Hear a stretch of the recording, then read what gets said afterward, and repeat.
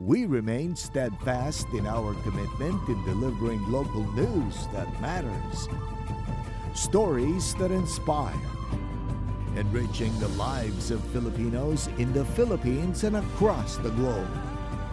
This is your GMA Regional TV. Buong puso para sa Pilipino. Ini ang GMA Regional TV Balitang Bicolandia.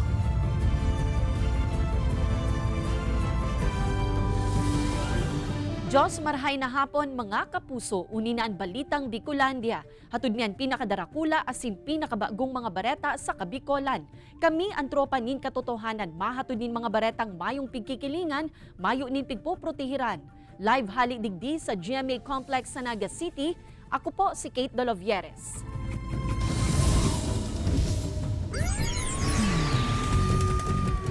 Sarong residensya sa Banwaan ni Minalaba, Camarines Sur nasulo. Mantang BFP Naga may lead na sa nagbungkaras na kasulo sa barracks kan CIDG Camarines Sur, kasuudma. Ang mga detalye tutukan sa report ni Chris Novello.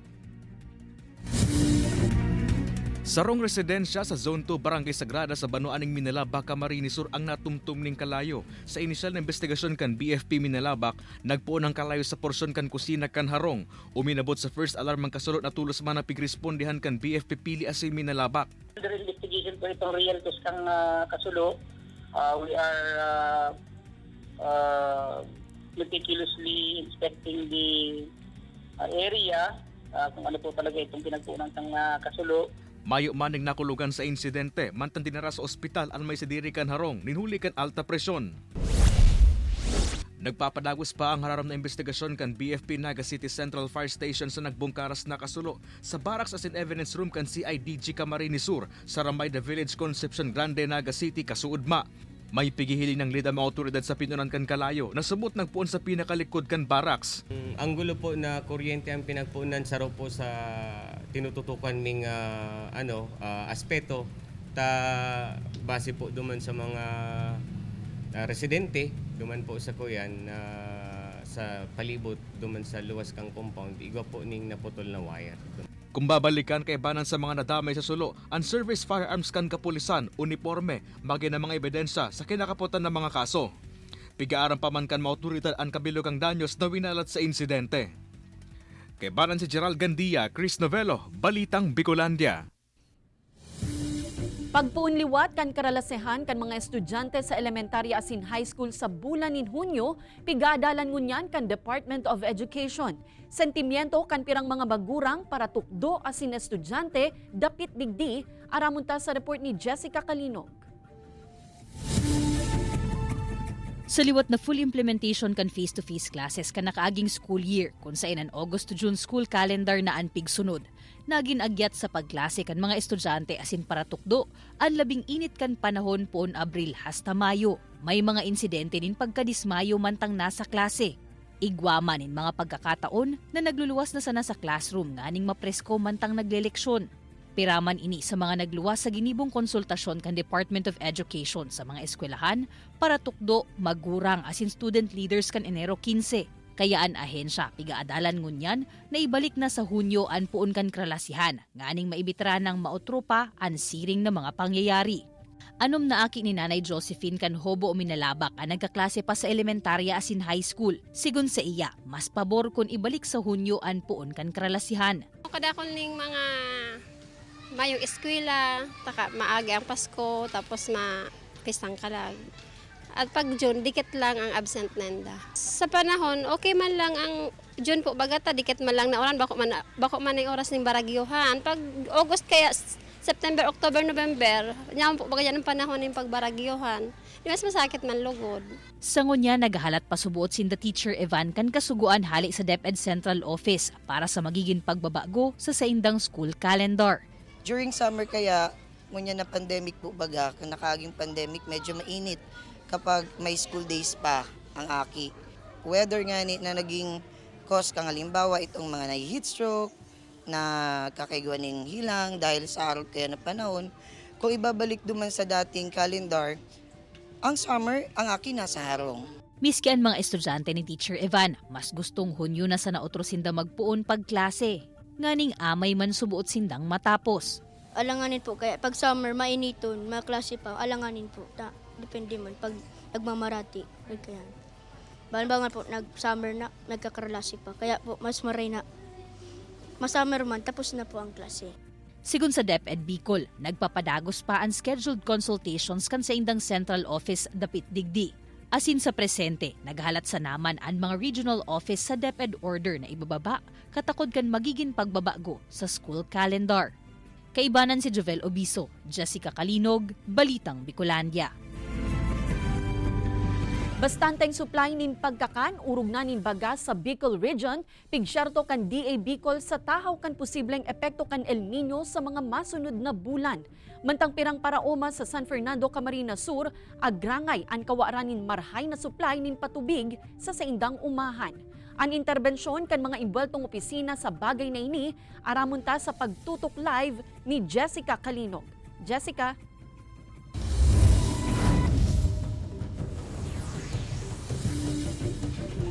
Kate, sigun sa National Irrigation Administration Region 5 sa 2025, pipirito nindang i-prioritize ng mapondohan ang irrigation system sa Barangay Plansa, San Fernando. Nganing diin naman problema pa sa patubig ang mga paraoma.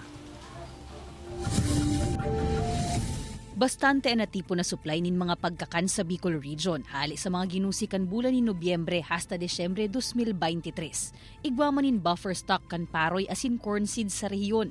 Kaya sigun sa Department of Agriculture Bicol, mayo nin dapat na ikahandal ang mga Bicolano en kaso man na magpuunang mamatean ang epekto kan El Nino sa rehiyon. Alagad sa mga panahon na ini, igwamanin pangapodan ang ahensya sa mga paraoma. They have to inform the Municipal Agriculture Office ano yung mga tinanim nila, gaano yan kalaki, para din po na monitor ng munisipyo ano itong mga nakatanim sa kanila at ano ang pwedeng tamaan din.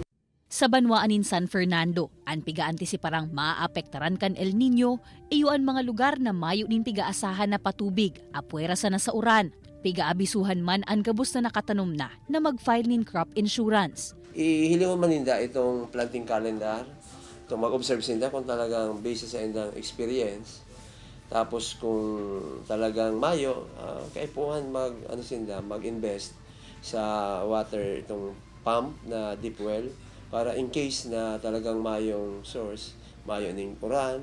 So pwede sinda makakuamang gyara. Ang porsyon na inikan Barangay Planza, saro sa mga mayo nin maray na sistema nin patubig, rain-fed o nakaasa sa natitipo na tubig uran. May mga umahan ngani na nagagaratak naman, kaya may paghandal si Tatay Jesus sa maabot na mga bulan. Pero ini, sako, kung mag-ilin yung ng February, saka Marso, bada na mag-ani. Ayang kagadan minig di talagang mapakaraning patubig. Taong 2004 padaan na imok na ang irigasyon na inisa sa indang lugar. Alagad daing maninda nagagamit sa daing masabutang dahilan. Sigun sa National Irrigation Administration Region 5, kulang pa ang lead canal kan irrigation system sa Barangay Planza. Kaya day pa man nakakabulos din pakaray ang tubig. I-programa namin po yun, kaya lang ang problema, palagi siyang na-discuss din sa nakapropose namin. Pero priority namin yun, ma'am, ngayong CY 2025 na madugsungan yung lead canal para makapasok yung tubig, maglakas yung source nila. Plus yung mga canalization isasabay namin sa program.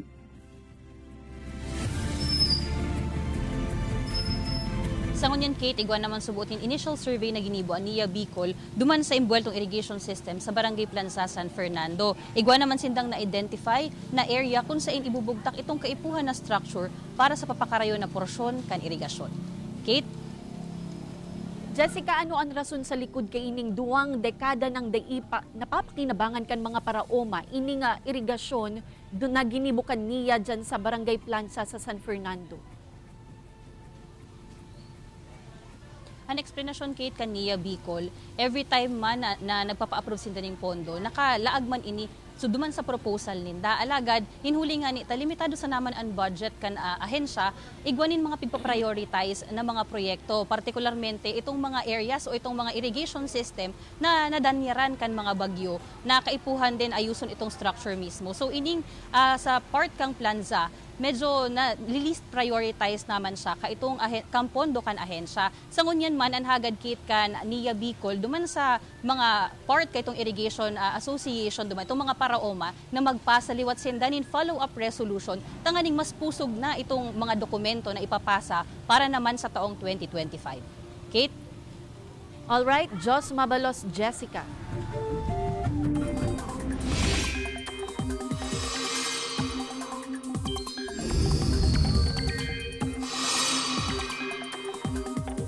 Mga kapuso, magtinir na andam sa warak-warak na pag-uuran ngunya na aldaw. Sigun kaya sa Pag-asa may localized thunderstorms sa Visayas.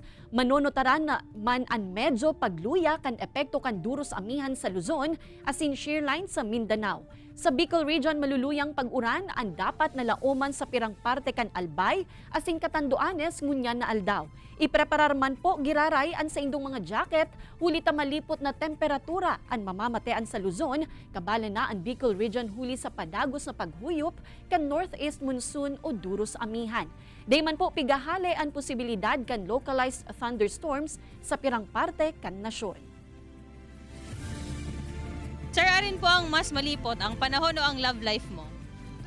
Para po sa ko ang panahon po, maman po kung love life, paano man po mamamati yan?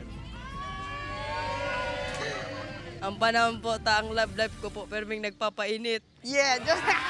Ang relasyon, Mayo, kaya malipot. Ay siya ko, malipot po ang panahon, ang love life ko mainit ay. Tamihit, may agum ako, makayang problema kang agum ko. Siguro po, mas malipot ang love life ko. Mayong love life eh, puros lang trabaho.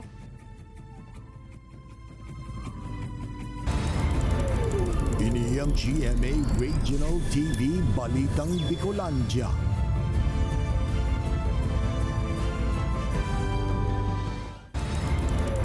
Ini ang GMA Regional TV Balitang Bicolandia.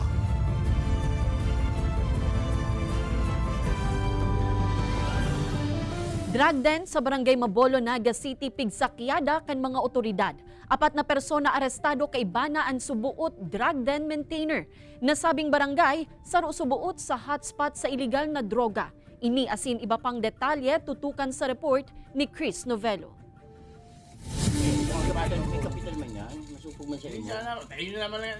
Naaktuhang nagpapat session kan mga otoridad ang lalaking ini sa sarong drug den sa Barangay Mabolo, Naga City. Daing kamalay-malay ang mga lalaki sa loob kan drug den na subject palansinda kan sarong anti-illegal drug operation kan mga otoridad. Susog sa Philippine Drug Enforcement Agency, halin na subok tindang pigmamanmanan ang nasambitan ng drug den. Arestado ang 4 na persona kay bana na ang drug maintainer. 2 subot sa mga ini ang dating nagsurrender na sa paggamit ng illegal na droga. Napasitibin na may pabalik-balik na tao di gigiboy ng pistuhan. Bali located kaya siya sa may gilid kang release kan train. Naku as operasyon ang 12 gramo ng pigtutubo ng shabu na nagkakandinad ng labi 81,000 pesos. Basado sa PDEA ang Barangay Mabolo ang sarusubot sa konsideradong hotspot sa illegal na droga. Basado sa numero kan mga nagkadarako pasin volume kan droga na naku sa mga drug operations kan nakaaging taon.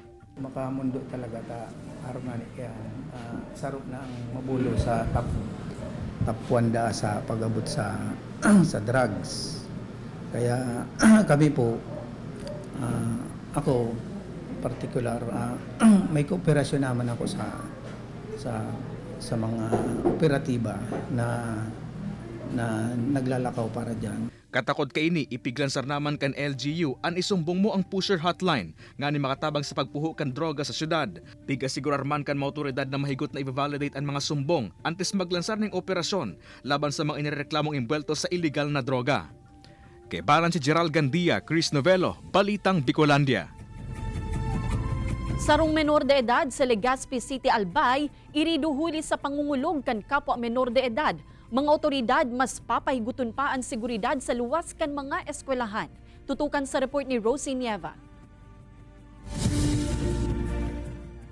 Dai malikayang maalarma kan mga otoridad huli sa nairehistrong komosyon sa grupo kan mga hovenes sa Legazpi City, Albay. Sa CCTV footage na ini kan Barangay Rawis, mahihiling ang pagdalagan ka naka-short na lalaki na piglalapag kan sarong nakapantalon na lalaki. Sa sarupang anggulo kan CCTV, mahihiling man ang grupo kan mga estudyante na pigtatanaw ang nangyayari sa lugar kung saan nagliko ang duwang imbweltong estudyante. Aban-aban pa, naglakaw na paluwas ang biktima na nanluluya, dumana ini inalalayan kan sarupang estudyante hasta sa dagos na ining napahigda sa gilid kan tinampo. Imbwelto digdi ang duwang 16 anyos na high school student kung saan nangyari mismo ang komosyon sa luwas kan sarong pampublikong eskwelahan sa barangay. Base sa informasyon black belter, tapos itong certain Genjutsu, ayan ang expert niya. Kung kakailing gumagan sa UFC, yun na po ito ang version. Ito kung paano niya nilakso ako. Nakablatter ang insidente sa barangay, alagad dain na nai-report sa PNP. Sigun kay Kapitan Orozco, bakuin ni ang enot na beses. Huli ta enot naman na inireklamo ang kaparehong sospek sa panununtok sa barkada kan biktima. Bigsyar tuman kan barangay na mas papahiguton ninda ang seguridad sa lugar. Ako na makikipag-coordinate ako sa principal, then the guidance councilor, kung pwede maimbitaran ng mga magulang regarding sa masendang mga akin. Sa ngunyan pigsakat na sa DSWD ang disposisyon kaini, urog na ta mga minor de edad ang imbwelto sa insidente. Pigpurbaran man kan GMA Regional TV Balitang Bicolandia na kung ananing pahayag ang pamilya kan biktima, alaga da ipaini nagpapaonra nin entrevista. Ini si Rosie Nieva, Balitang Bicolandia. Salang kwentada sa discount para sa mga senior citizen, kumunsubuot na reklamo sa mga Office of the Senior Citizens Affairs NAGA. Reorientation dapit sa Expanded Senior Citizens Act sa mga business owners sa syudad, papakusugon. Uyan report ni Chris Novello.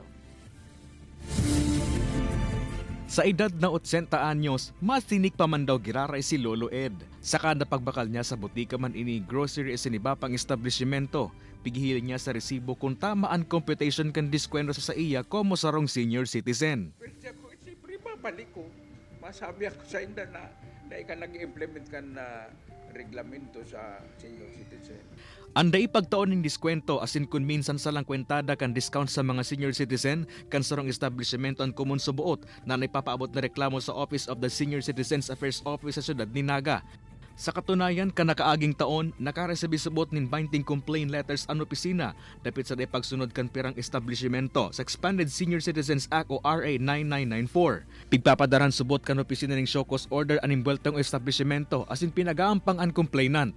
Halimbawa, kung magkasundo na akon pa nga katong nagreklamo ang pagsulit katong talagang man ngayon, sala sa computation, inako niya di mayo na. Basta next time na otro. Nakapalaman kaya sa nasabing lay na entitled ang mga edad 60 anyos pa itaas o senior citizen nin 20% discount as an exempted sa value-added tax. Nakatalaan mang magkondusir ng serening reorientation sa mga business owners sa syudad. Nga pagiramdom sa mga ini ang diretso kan mga senior citizen susog sa mga eksistidong leykan Pilipinas. Kay balan si Carlo Abonita, Chris Novello, Balitang Bicolandia. Mga kapuso, sarup ba kamo sa mga may plano na mag-travel sa ibang lugar o abroad ngunya na Pebrero? May good news para sa Indo ang Civil Aeronautics Board o CAB. Poon February 1 sa 29, 2024, ibababa sa Level 5 ang fuel surcharge hali sa dating Level 6. But sabihon 151 pesos hasta 542 pesos na sana ang fuel surcharge sa domestic flights depende sa distansya. Haros 500 pesos man hasta labi 3,000 pesos ang sa international flights. Ang fuel surcharge sarong optional fee na pwedeng singilun kan mga airlines sa mga pasahero tanganing makatabang na makabawi sinda sa gastos kan padagos na nagmamahal na petrolyo. Nagpagirumduman ang CAB sa mga airline na nagmamaut na magkolektar nin fuel surcharge sa Pebrero na mag-file nin application ang test and effectivity kaini sa Pebrero 1. Mama, nang mas malipot ngunyan ang panahon ang love life mo? Panahon po. Ano? May love life po kaya ako. Mainit ka? Okay lang. Paano yung okay lang? Di man siya mainit, di man malipot. Sakto lang.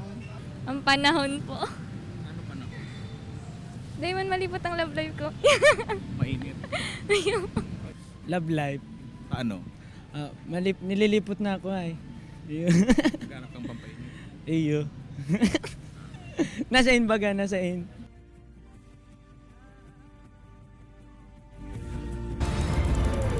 Ini ang GMA Regional TV Balitang Bicolandia.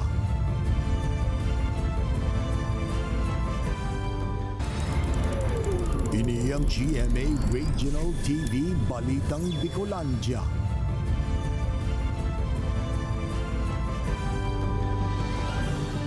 Pirang representante hali sa 27 barangay sa Naga City nakatala ang magprosesyon sa kapistahan kan imahen ni Santo Niño sa maabot na Domingo. Mga deboto sa syudad ine-enkaminar na darahon ang replika kan imahen sa gigibuhong prosesyon. Uyan istorya ni Chris Novello. Bigla laomang mas magiging dakula ang magiging selebrasyon ngunya na taon kan kapestahan kan imahen ni Santo Niño sa Naga City. Susog sa Immaculate Conception Parish kun kan mga nakaaging taon kaya ang mga nasasakupan sa ng barangay kan parokya ang nakakaiba sa prosesyon ngunya na taon bukas na ini sa gabos na barangay kan syudad. Mas raniman ang ruta kan prosesyon na dating sa City Hall Asin Plaza. By 2:30 mapungit akan para liturgy and then food procession halidigdi. This time po ang venue itong Balatas Development Center. May mangyayaring special blessing sa mga aking maiba sa prosesyon, mangin sa mga replika kan imahe na darakan mga deboto. Mga Santo Niño nindo, kung kaipuan pong babasbasan po yan kang simbahan. Piglalauman kan simbahan na 3,000 hasta 5,000 na deboto ang maruso sa prosesyon. Katakod kay ini, may koordinasyon naman subot ang simbahan sa kapulisan asin mga barangay para sa ilalatag na seguridad. Sa Catanduanes, manlain-lain na eskwelahan man gikan sa mga banwaan ang mabali sa street dance kan sinulog na nakatala ang gibuon sa aga kung maparte kan kapistahan kan imahen kan Santo Niño. Piglalauman man ang haros 5,000 na mga deboto asin bisita ang maatindir sa nasambitan ng selebrasyon kaya mas pinahigot na seguridad ang nilalatag sa lugar. I'm inviting all pilgrims and devotees ng Niño Jesus. Bukas na po ang gagawin natin na prayer dance procession starting from the cathedral 1 p.m. And then we are going to dance hanggang papunta dito sa kapilya. Kay Baran si Carlo Abonita, Chris Novello, Balitang Bicolandia. Nasa 50 mga praoma sa Banwaan in Pili, Camarines Sur ang nakaresibi nin hito fingerlings as in fishnet para sa saindang fish ponds. Sigun kipili Municipal Agriculturist Arvin Salbino, landlocked ang saindang banwaan asin mayo nin coastal areas. Kaya pigmaut nindang magkaigwan na sananin fish ponds ang mga residente komo dugang na mapagkukuanan nin dalihensya. Hito ang saindang ipigtatao nin hulita iniman ang mas madaling atamanon kumparar sa tilapia. Taong 2022 kan po naninda ang programa. Ang iba pang interesado na mag-operate nin fish pond, pwedeng-pwede man subuot na magpasiring sa Municipal Agriculture Office tanganing magiyahan.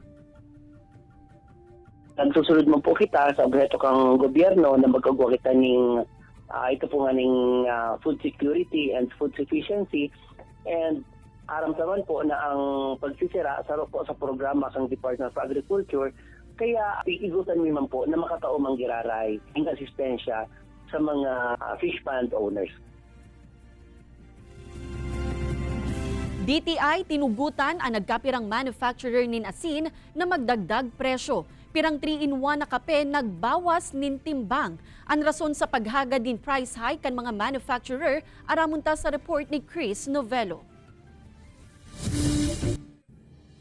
May paglangkaw sa presyo kan asin na nababakal sa mga merkado. Susog sa DTI kabali ang asin sa siyam na stock keeping units na may paghiro sa suggested retail price base sa SRP Bulletin kan ahensya kan mga basic necessities and prime commodities. May 5 centavos hasta 2 pesos and 25 centavos na aumento sa kada 250 grams as in 500 grams kan iodized rock salt, iodized salt as in refined na asin o 4% na paglangkaw. Kung gabos na barakalon mo niya, nagmamahal na talaga pati asin. Hirak man ka mga konsumidoros na itong minimum lang ang sahod. Mayo man nin paghiro sa presyo kan kape alagad, nagbawas man nin timbang ang pirang manufacturer. Tinugutan man kaya kan DTI ang pirang manufacturer na magbawas sa timbang siring sa 3-in-1 na kape din 2 hasta 4 grams.